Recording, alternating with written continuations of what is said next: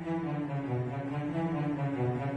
year ago, we were playing in Indianapolis, man, and I commented to the guys that, keep Richardson upright, don't put FLACCO in the game, and, FLACCO ended up in the game.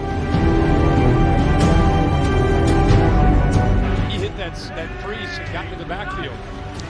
5 wide on a 3rd and 14. Fires and caught. And he's going to pick up the first down as the crowd salutes T. Higgins. Overpass for that.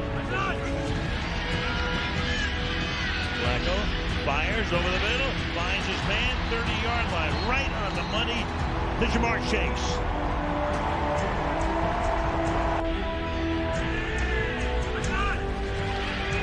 FLACCO lofts one. Chase makes this catch. Touchdown. Pushing on each other. Perfectly thrown football, and you knew Jamar Chase was not going to drop out.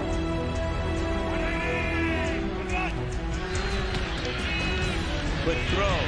Higgins inside the 10. Higgins to the end zone. And a Cincinnati lead. 2:30 left in the third. On 3rd and 4. FLACCO under pressure. Going deep and holding. And stopped at the 21-yard line. Yosavash. Bengals up by 3. Trying to extend the lead. And the pass is caught for the touchdown. Noah Fant, the tight end.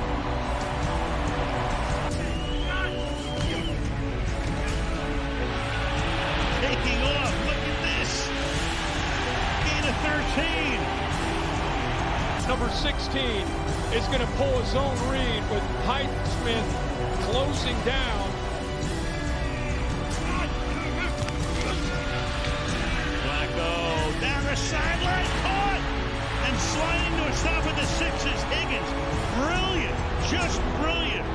To know exactly where he was on the field, what's going on with the game clock, and what needs to happen.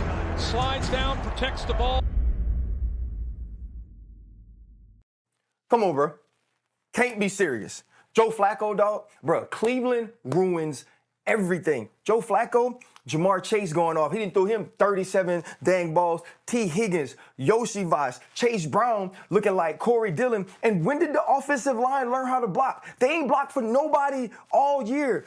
We watched Joe Burrow get tore out the frame. Jake Browning get tore out the frame. T.J. Watt and Cam Hayward ain't get to the quarterback till late in the game. And then Joe FLACCO was running the ball. This man is ancient. Bruh, I ain't like him since he came in the league and he was down Baltimore Raven. He'd have been a Cleveland Brown. He'd have been a Cincinnati Bengal. The man spent this whole adult life trying to terrorize the Pittsburgh Steelers. And right when we could take hold of the AFC North, be at the top of the dang AFC, he come and do this. The Browns ruined everything. They should have kept that man on the bench, backing up Dylan Gates. Lane, that exit off the highway, it sneaks up fast. It sneaks up on you. So just I would save the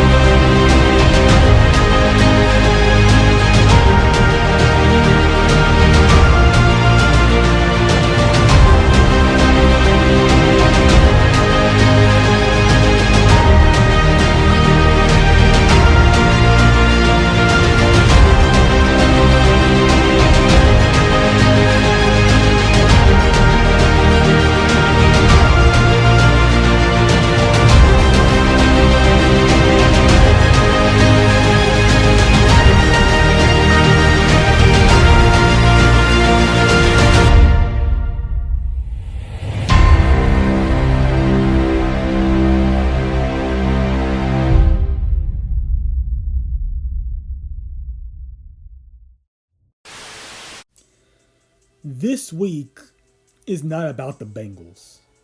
It's not.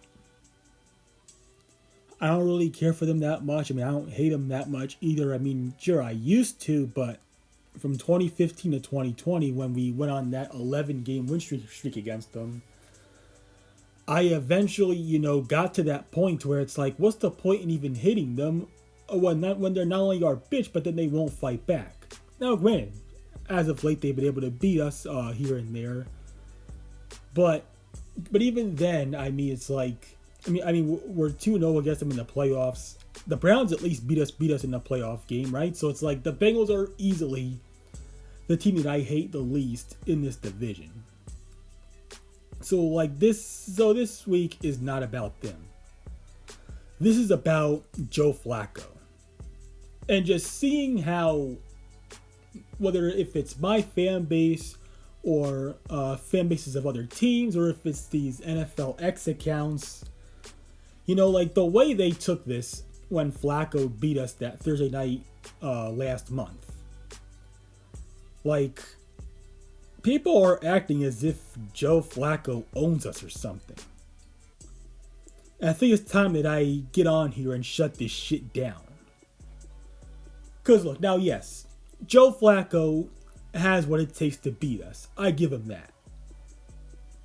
But at the end of the day, you see, I'm not going to get up here and act like Joe Flacco is what Tom Brady was to us. No, I'm not going to do that. And anybody who even remotely thinks that is just delusional and doesn't watch the fucking game. And they're probably, new to football or just have the memory of a squirrel. You see, now okay, Flacco is 12-11 against us in the regular season. But we are 2-1 against him when it matters. So it's like, the thing is, you see, when we beat him in the playoffs, both times we did that. It was an AFC championship, which we won a Super Bowl off of, and it was the 2010 divisional round 2 years later, which we would then win an AFC championship off of to appear in another Super Bowl. And the one time Flacco beat us in the playoffs, he didn't raise shit. He didn't raise a Lamar Hunt trophy or a Lombardi trophy. The one time he had beaten us in a playoff game. Even the year he won that Super Bowl, we went into his house and beat him with Charlie Batch. We did. With Charlie fucking Batch. A guy who played so horrible against the Browns of all teams to where he would have had a better quarterback rating if he had just spiked the ball into the ground every play. That's how horrible Charlie Batch was. And yet, we beat Joe Flacco with him.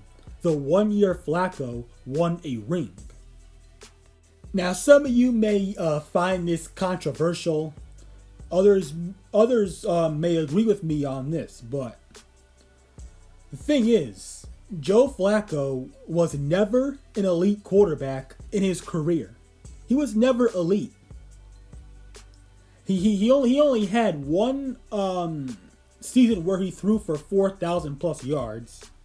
Okay, sure, he was Rookie of the Year in 2008, but you see, like, this is what Flacco is doing.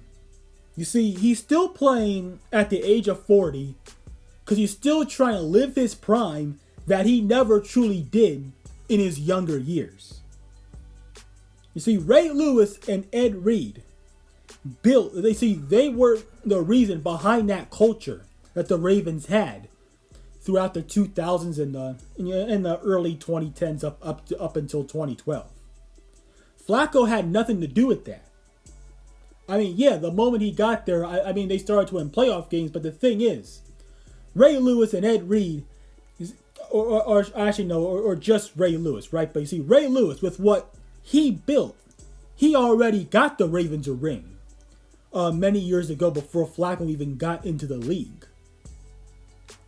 And and I know a lot of people like to talk about how Flacco, at his current age, with him being one of the older quarterbacks in the game now, has beaten us the last 2 games he's played us. Yes, but and people and to my point of how people can sit here and act like this guy always beats us, including motherfuckers in my own fan base.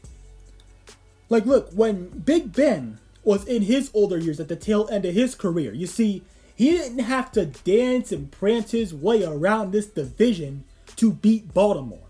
He didn't. Joe Flacco has had to do that to beat us. He even had to dance and prance his way outside of the division to beat us, because he did it with the Colts last year. You see, this is what Joe Flacco is.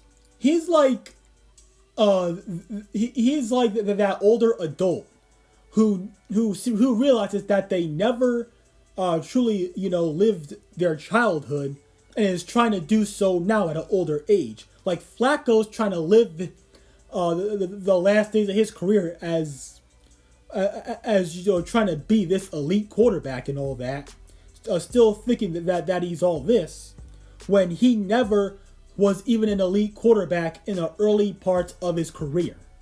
That's what Flacco is. He is the overgrown child that's trying to finally live the childhood that he never did. Because like, if you remember, like, in his rookie year in the playoffs against the Dolphins, he didn't do shit. He went like 9 for 23 there, because the run game and defense won him that one. The divisional round against the Titans, where they won that one 13-10. Flacco didn't do shit other than that little game-winning drive to set up that field goal. Other than that, I mean, the guy didn't do shit but throw 2 interceptions. And then, of course, the AFC Championship game against us, which was, of course, a defensive bloodbath. And Flacco, right? And say, while Big Ben was able to dig deep down and come up with a play where it was damn near impossible for either quarterback to do so. When Joe Flacco had his chance, when he was due to finally make a play in that game for once, what does he do? Pick 6 to Polamalu. Even the times that he beat the Pew Steakland Deflatrates in the playoffs, right? The 2009 wild card round. I love how people give Flacco all the credit for being able to beat the Deflatriots, but give Big Ben shit for not being able to. But the thing is, like, Flacco, in that wild card game from many, many years ago, he went 4 for 10 in passing, and it's just that Ray Rice and the defense did all of the work for him. You see, Flacco, when he was young, in his prime, he was like the kid in school who got an A+ on a project despite doing absolutely nothing on it. He got that A+ for participation, for piggyback riding on the motherfuckers that actually did the fucking work. And now, yes, he played well when he beat them in that 2012 AFC Championship. As I give him that, as well as winning Super Bowl 47, which sent Ray Lewis into the sunset as a champion. But even then, it's like, while they gave Joe Flacco the MVP for that Super Bowl, the guy who really should have won Super Bowl MVP was Jacoby Jones. Because not only did he play, well on offense, but he even had that 109-yard kick return for a touchdown. Like, how can you not give Jacoby Jones Super Bowl MVP for that shit? Yeah, Flacco was good, but Jacoby Jones would have been by far the most obvious pick for Super Bowl MVP. He really would have. He would have. But, but because at the time where Flacco was the A+ project kid that for doing nothing, right? Because while Flacco was the do nothing for an A+ on a project kid in school back in those days, they had to give him Super Bowl MVP. And I love how Ravens fans nowadays on all over social media are like, oh, we love Flacco. He's still a Raven because he beat the Steelers again. Look, you see, don't think we forgot about how y'all was dumping Flacco and trying to run him out of Baltimore with the way he was playing from that 2016 to 2018 stretch. Okay, don't sit here and act like we all forgot about that. Because we all remember when you tried to run him out of town because of how bad he was playing. But you see, and speaking of that, you see, the last, because I gotta make this point right here. Everyone, because with everybody sitting here acting like Flacco's got our number or something, you see, in Joe Flacco's last ever start as a Raven, it was a loss, right? And it came in his own house. And you want to know who gave him that loss? That's right, the Pittsburgh Steelers, man. We gave Flacco his last loss as a starting quarterback for the Ravens, and it was in Baltimore. And with the Baltimore at that time sitting at 4-5, and what exactly did they do? They benched Flacco and they put Lamar in, the rookie at the time. And Lamar had to clean up the mess that Joe Flacco made. That's what Lamar did. He had to step in and clean up Joe Flacco's mess and get the Ravens to the playoffs. Because we are responsible for giving Flacco his first heartbreak in his rookie year, for ending his season that year. And we are responsible for ending his stint with Baltimore. We are. Oh, we are. And yes, Flacco, he has had games where he's put together, game-winning drives against some of our toughest defenses, right? I give Flacco that. And like I said earlier, Flacco, he definitely has what it takes to beat us because he played for us as a Raven for 10 years. He knows us very well, and we know him very well.